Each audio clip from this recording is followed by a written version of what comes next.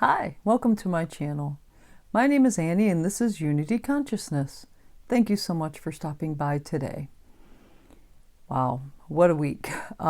Before we get started, let me welcome our new subscribers and thank those of you who are returning for this week's energy update.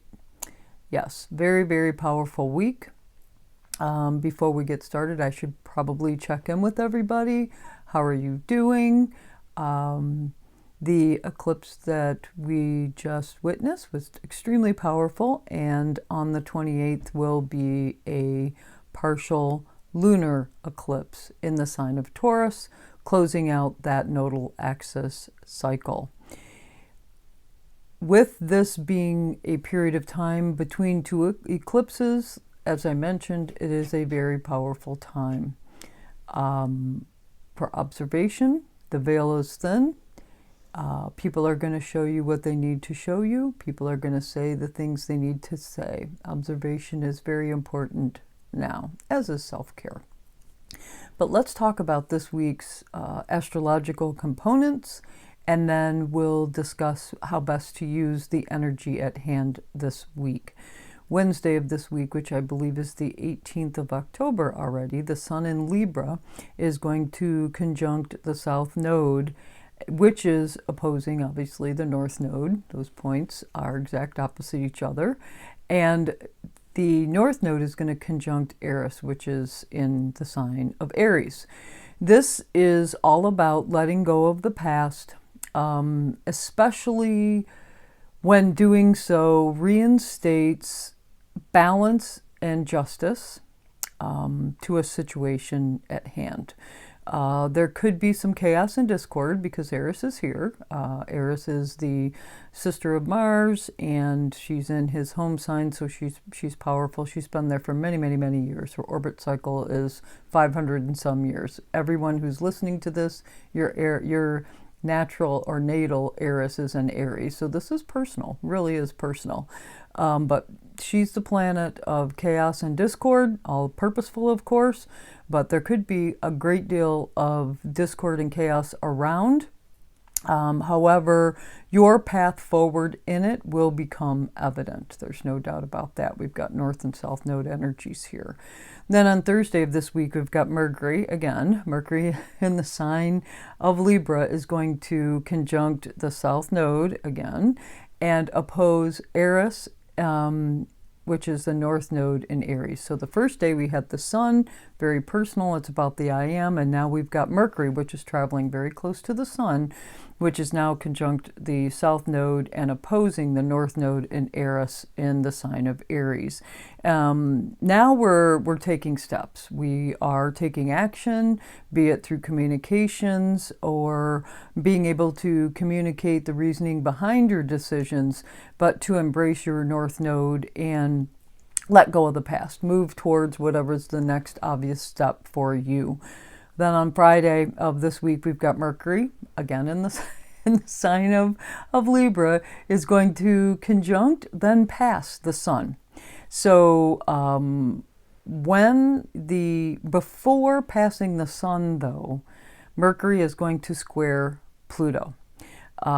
We are now introducing power dynamics into the previous 2 days' events. So you had a realization, then you're communicating, and now the power dynamics come rushing in.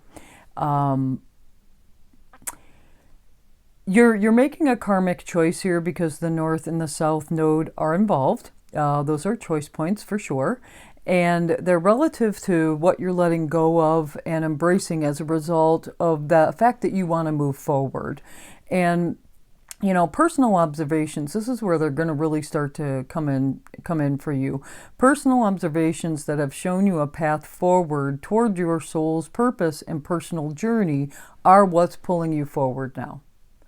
And any pushback you get or any opposition that you get to your stating what you want to do as your next obvious step is probably a power dynamic that needs to be resolved. Okay, just know that. Then on Sunday, which is a week from today, the 22nd, Venus in Virgo is going to trine Jupiter, which is in Taurus. I truly love this energy. It's going to be much needed grounding energy, practical stability, if you will, with regard to relationships. And it's just going to give us a bit of a reprieve from the chaos, discord, power issues that presented much earlier. This is going to give us a little bit of a reprieve. Then later in that same day, Mercury is going to leave the sign of Libra and move into the sign of Scorpio, joining Mars. Again, we're segueing right into Scorpio season here. Get ready for some deep, meaningful conversations and messages now. We are going to be getting to the bottom of it, and Scorpio doesn't mess around. They want to drill down, understand it so that it can be, again, understood, but unearthed, transform what needs to be transformed. Scorpio is a sign of death and rebirth. Just be mindful sometimes that the Scorpio tendency, they've got that little stinger, so be mindful of your tone. If you find yourself getting real sharp or agitated or wanting to lash out at somebody, just take it down a notch. You know, Scorpio sometimes just, they've had enough and they're not, you know, they'll take in no prisoners. So let's just be mindful of that. So that's the energy of this week. But that eclipse energy is so powerful. I mean, it's just such a significant time between eclipses. You know, like I mentioned, the veil is thinned. Be mindful. Practice self-care if you need it. You've got Pluto at play, the nodes of destiny here.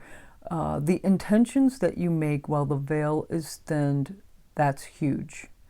The intentions, even if it's knee-jerk reaction intention, that's what I mean when I say be mindful, because those intentions will play out over the next 6 months. This is a very powerful time right now.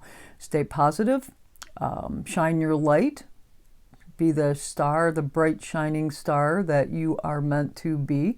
It is a time of surrender also for what is. Sometimes, especially when you're dealing with the nodes of destiny, something may not feel like it's for you, but it is. It is. And sometimes aligning and stepping away from that south node energy, which, remember, south node energy is where we feel comfortable.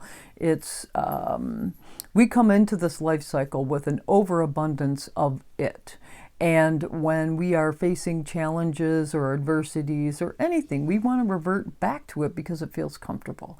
The north node, if we push ourselves to that north node, it helps us inch higher. It helps us ascend. It helps us grow. So we want to step away from the way we've always done it. That's what the nodes of destiny are trying to get us to do. So step into that north node truly if you can. You know, stay positive. Like I said, stay positive, surrender to what is, and just it's a wild card time. So just because if you feel that you are in an unsatisfactory environment, it's wild card time. It could change literally in an instant. In an instant. Adjustments are made, especially we're dealing with the nodes. Again, eclipses are all about nodes and fate and destiny and karma, and things can really change really, really quickly. Have hope. Stay positive. Please, please, please. Karma is playing out here. There's no doubt about that. You know, be mindful. A lot of this energy this week, especially because we have Mercury involved, could see us projecting onto others. So be mindful of projecting, especially as a result of a defensive mechanism. Because you feel powerless, that's for sure. I mean, truly, if you feel powerless, if you feel helpless, and I have found myself in that place certainly in the last 5 days, especially given the global climate that we find ourselves in now. If you find yourself powerless or helpless, transmute that collective energy. recognize it, release it, and return it to source for the greater good of all. Transmute that energy. I spent some time earlier this week in meditation, transmuting every ugly piece of cinema that was popping up in my head, just returning it to source. It had no purpose being in my sphere or holding on to it. Release it. Return it to source. Let source manage it for the greater good of all. That will serve you well. I promise you. It empties you out, allows karma to come in and push you to your north node and fill you back up. This is a new beginning time right now. We will be shedding, and it's not going to take long. The partial lunar eclipse is one where we will be letting go. So, if there's a light in any of this, chaotic, horrific situations that we are witnessing and that truly are playing out now, I would say that it is being a witness to the numbers of people, and I mean the masses of people that are stepping up against injustice, inhumanity, toxic power imbalances, and they're doing so on a global scale. It's not sex, it's not location, it's not, East versus West, and it's all there. No, it is global. It is global. And this is happening as a result of this ascension, this very powerful ascension that we are in the process of, and embracing unity consciousness. That's why this channel is called Unity Consciousness. Each video, I'm one step closer to reaching unity consciousness and shutting this channel down, because we will all be there. No need for any multi-dimensional translation, because we will all certainly be on the same page. Choice points are huge this week. They're karmic. So please use wisely now. And I'm getting red, so I am channeling. This energy is coming through so strong. With that said, that's all I have for you this week. I decided with all of this very, very, very powerful energy that I was going to use the Animal Spirit deck. That's Kim Crayons. She was the writer and illustrator of this deck. I love this deck just merely because of the eye. I was looking for a little third eye help today in what we needed to get across to everyone. And the card that jumped out does not surprise me. It is the elephant. The elephant in this deck is a fire sign. You can see the fire at the base of the elephant's trunk. And the other thing I really like about this card is look what's illuminated right here. Yep. Okay, let's see what the book has to say. Elephant. Unstoppable, auspicious, and wise. The elephant is arguably the most auspicious figure in the deck, like Ganesh. The elephant represents immense wisdom as well as good fortune. It is said that the great elephant is the destroyer of obstacles. So if this card appears when you feel stuck, rest assured the path will soon become clear. To add to the mystery, the elephant is also known to create obstacles in order to steer us in the right direction. Trust this gentle, noble creature. It illuminates the way with the light of self-knowledge. When in balance, one-pointed focus, generous and loving. When out of balance, misunderstandings of fate. To bring into balance, trust. Well, I have to say that has a lot to do with North and South Node energy, I do believe. Well, thank you so much for stopping by today. I truly appreciate your presence, you joining me today. Very powerful time indeed. If you like this video, please do click the like button. If you know someone that could be helped by this video, please do share this video with them. If you want to know when videos are being subscribed, click the subscribe button. And if you have any comments or suggestions, or please do share how you're feeling. Check in. Let me know. I think about you all so much and send good vibrations out to you. Truly, as I transmute a lot of this energy, it's pulling energy from those that I commune with. And each one of these subscribers are people that I commune with. So I am working hard for you as well. Check in and let me know how you're doing. I hope you have a fabulous week. Namaste.